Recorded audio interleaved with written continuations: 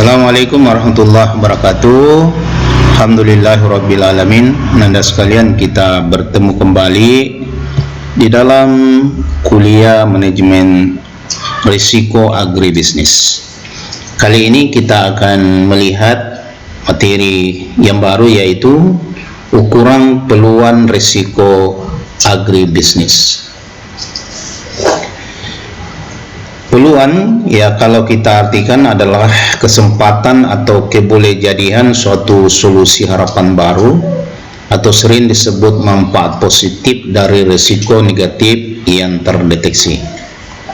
Sedangkan risiko adalah bahaya atau konsekuensi atau akibat yang timbul dari suatu proses yang sedang berlangsung atau present, ataupun yang akan datang future, ya. Nah, jika kedua ini kita padukan, peluang dan risiko,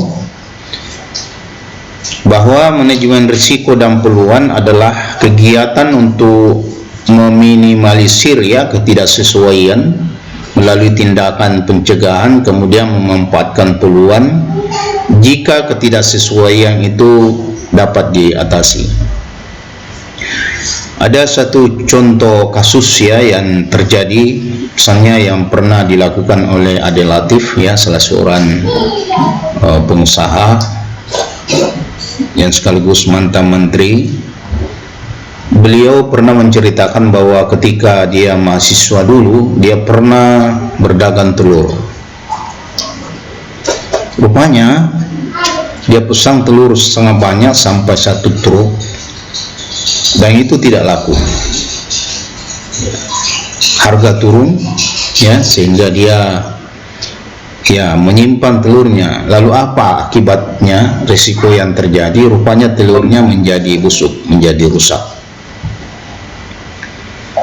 Nah, rupanya rusaknya telurnya ini sebagai suatu risiko itu merupakan suatu justru dijadikan beliau sebagai peluang. Beliau jadikan sebagai peluang. Peluangnya apa? Ketika itu dia rupanya menjadi salah satu panitia penyambutan mahasiswa baru. Waktu itu masih ada zaman pelanco, ya. Rupanya seluruh telur-telurnya yang busuk itu dia gudangkan. Tiba masa perpelancoan mahasiswa, karena dia kebetulan sebagai salah satu panitia waktu itu, dia kemudian melobi, ya, agar semua mahasiswa itu, ya, membeli telur busuk, ya, membeli telur busuk. Dan tentu agak sulit di mana orang menjual telur busuk. Nah, rupanya beliau memanfaatkan telur busuk 1 truk yang dia simpang itulah yang kemudian dipasarkan. Maka risiko yang tadinya ia sangat besar, yang berujung pada kemungkinan kerugian, justru dia bisa sulap menjadi suatu keuntungan, karena seluruh telur-telurnya yang busuk itu terbeli oleh mahasiswa. Inilah salah satu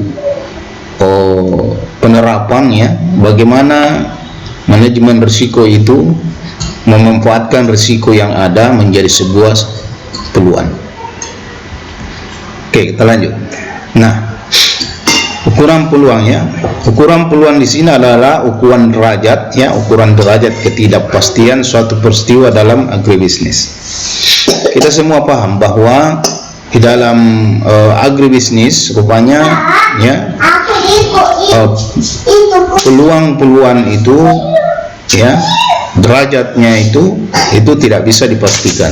Suatu peristiwa dalam agribisnis, ya, apalagi menyangkut tentang tanaman, hewan, itu sesuatu yang tidak pasti. Nah, derajat ketidakpastian ini ada yang tinggi, ada yang sedang, ada yang rendah.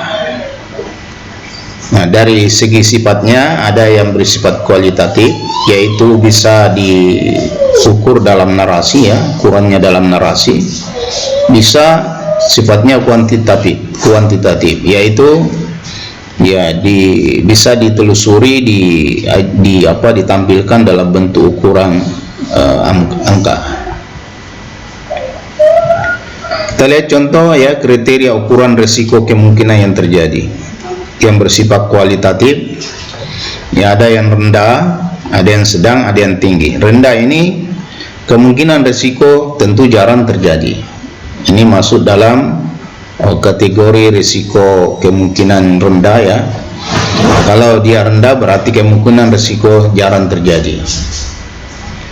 Nah, ini tentu ya biasanya terjadi pada industri-industri yang jelas ya.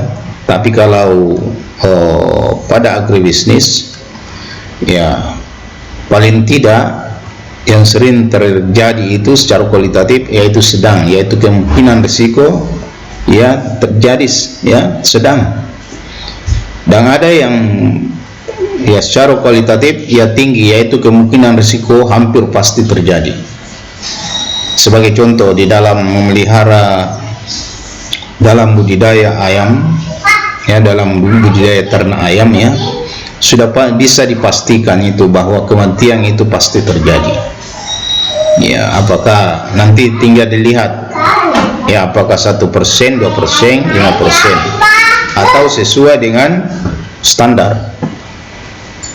Nah, kalau sampai ya 2% sampai 5%, tentu ya risiko itu belum bisa dikatakan risiko, karena memang begitulah ya, bahwa kemungkinan mortalitasnya bisa sampai 5%.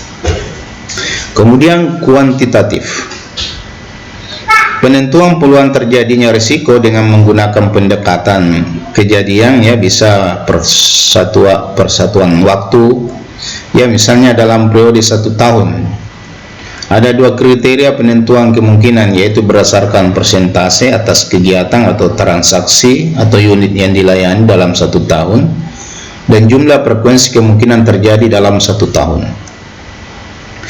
Jadi kalau misalnya ya sebuah usaha yang berlangsung dalam hitungan tahun ya, ya kira-kira risiko yang kemungkinan terjadi di dalam usaha itu ya dalam 1 tahun itu kira-kira berapa kali.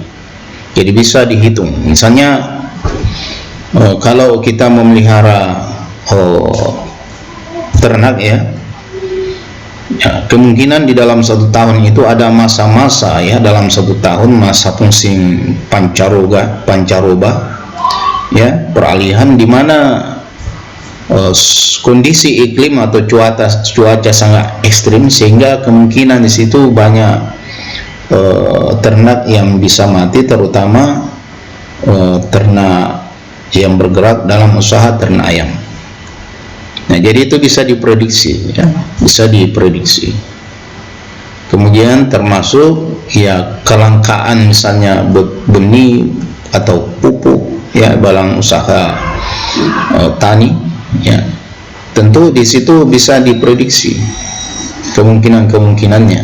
Nah, penggunaan kriteria kemungkinan itu tentu ditentukan oleh pemilik risiko ya. Jadi siapa yang memiliki usaha itu, tentu itulah yang bisa menentukan kriteria risiko dengan pertimbangan ya persentase digunakan apabila terdapat populasi yang jelas atas kegiatan tersebut. Jadi bisa digunakan persentase ya, persentase berapa persen ya kemungkinan terjadinya risiko itu. Begitu pula jumlah yang digunakan apabila populasi tidak dapat ditentukan. Jadi itu salah satu cara contoh kriteria ukuran risiko yang terjadi secara kuantitatif.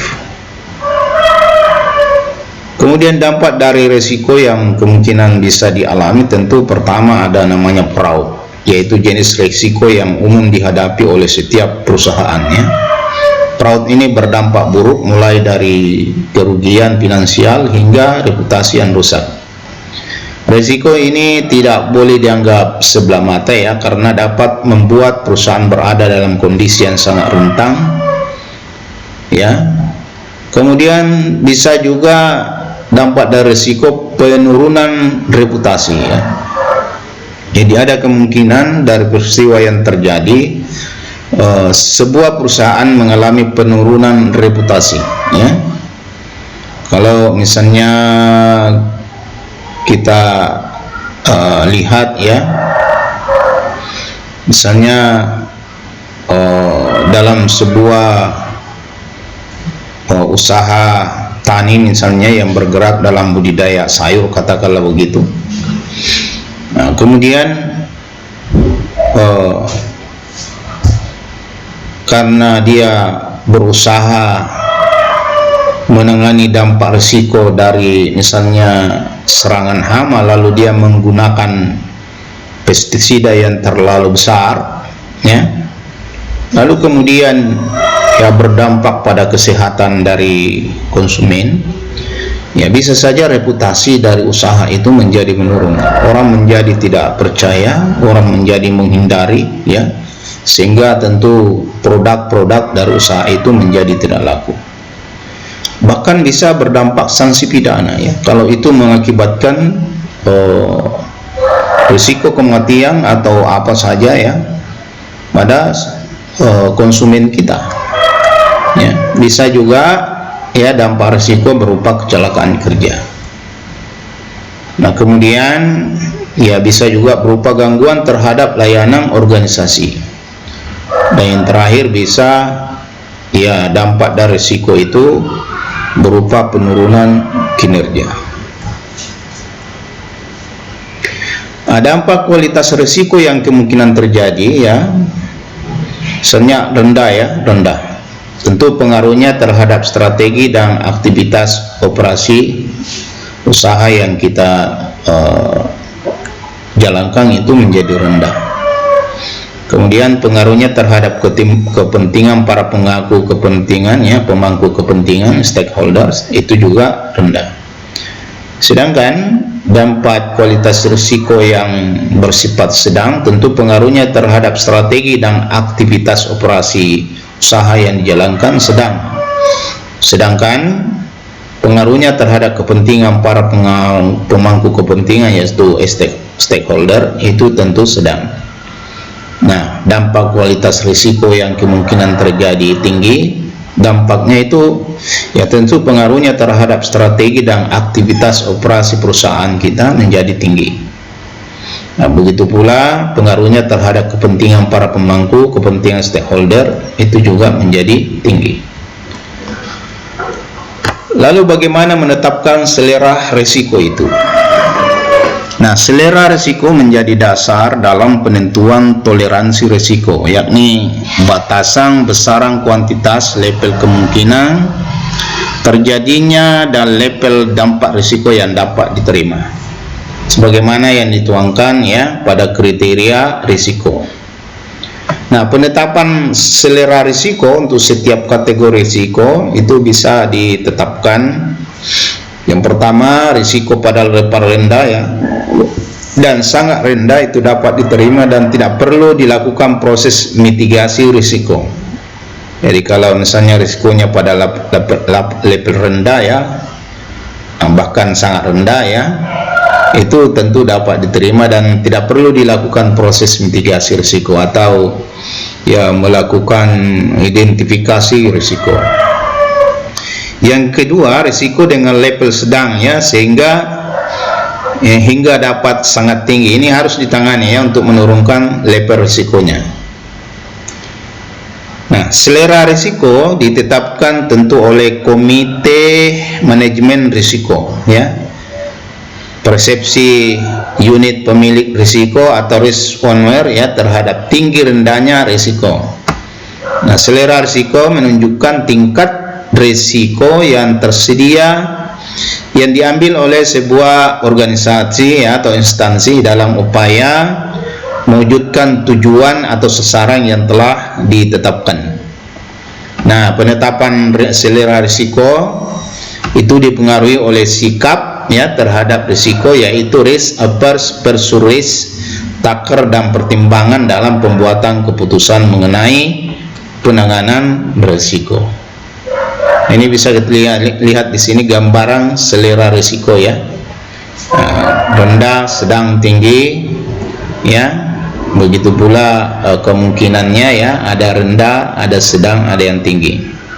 Nah, seharusnya kalau kita mengambil resiko, kita ambil di pertengahannya. Jadi ini yang paling yang paling bagus. Jadi kemungkinannya sedang, kemudian konsekuensinya juga sedang. Jadi tidak terlalu tinggi dan tidak terlalu rendah. Saya kira Nanda sekalian, cukup kuliah kita hari ini ya. Semoga bermanfaat. Mohon maaf atas segala kekurangan. Saya berharap Nanda membaca lagi ya, jangan hanya sekedar kuliah kita hari ini, tapi banyaklah membaca untuk lebih mengeksplor ya mengenai derajat risiko dalam organisasi atau dalam usaha. Semoga bermanfaat. Nasrul minallah fatul qarib. Billahi fisawil haq fastabiqul khairat. Assalamualaikum warahmatullahi wabarakatuh.